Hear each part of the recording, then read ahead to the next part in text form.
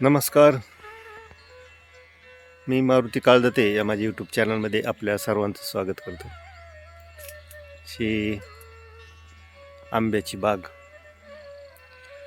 सध्या आंबे फुटत आहेत. अशी आंबे लागवड करायची असेल तर त्यासाठी पाण्याचा निचरा होणारी जमीन आपल्याला निवडावी लागते आणि ही लागवड पावसाळ्याच्या तोंडावर म्हणजे जून जुलैच्या महिन्यात करावी लागते. आपण पाहत असलेली ही झाडं 5 वर्षापूर्वीची आहेत.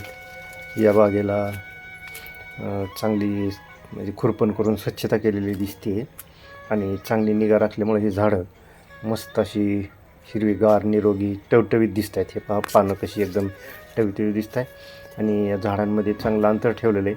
आणि ही जी झाडं आहेत ही एका जातीची नाहीत, ही वेगवेगळ्या जातीची. याच्यामध्ये काही तोतापुरी जातीची झाडं आहेत, केशर आहे, हापूस आहे, पायरी आहे, काही गावरान आहेत, काही कलमी किंवा लगडा, रत्ना, नीलमसारखी सुद्धा झाडं या बागेत आहेत. चौसा, राजापुरी, वनराज, सिंधू अशा वेगवेगळ्या जातींची ही झाडं या बागेत आपल्याला दिसतात. त्यामुळे याला फळंसुद्धा वेगवेगळी आणि वेगवेगळ्या चवीची, आकाराची येत असतात.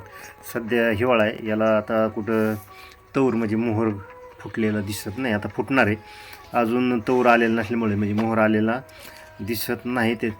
आणि खाली आपल्याला याच्यामध्ये पाईपलाईन टाकून पाईपलाईन करून पाण्याची व्यवस्था केलेली दिसते आणि त्याला परत पाटाने पाणी देण्याची व्यवस्था या ठिकाणी केलेली आपल्याला पाहायला मिळते. ही 5 वर्षापूर्वीची झाडं असल्यामुळं याला चांगली फळं येतात. मी मागच्या सीझनला इथला एक व्हिडिओ काढला होता. याची फळं पाहिली होती मी आणि चव पण पाहिली होती याची. चांगले गोड आंबे होते.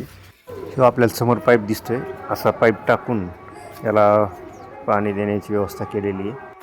आंबा म्हणजे फळाचा राजा आहे. याच्या कैऱ्यापासून आपण लोणचं बनवतो आणि आंबा पिकल्यानंतर आपण तो चोकून खातो किंवा त्याचा आमरससुद्धा केला जातो.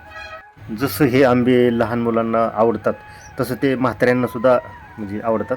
एकंदर सगळ्यांनाच ही फळं खायला खूप आवडत असतात. याच्या फळाच्या आतमध्ये कोय निघत असते, तीसुद्धा आपण भाजून खाल्ली तर लई चविष्ट लागत असते. आंब्याच्या बागेतून चांगलं उत्पन्नसुद्धा शेतकऱ्याला मिळत असतं. म्हणूनच तर ह्या अलीकडच्या काळात आंबा लागवड मोठ्या प्रमाणात आपल्याला झालेली अनेक ठिकाणी पाहायला मिळत असते.